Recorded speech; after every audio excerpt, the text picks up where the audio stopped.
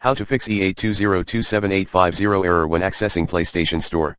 FYI, if you are currently receiving the hashtag PlayStation error code E-82027850, please be aware this is as a result of an ongoing network maintenance, according to PlayStation UK on Twitter.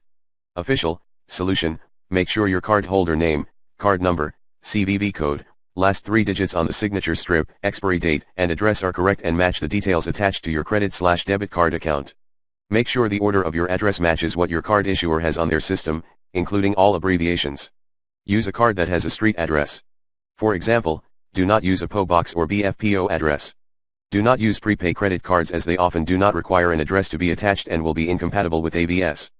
If your address includes a flat or apartment number, or your name or address includes any special characters like asterisks, asterisk, hyphens, apostrophes, and slashes, slash, do not include them.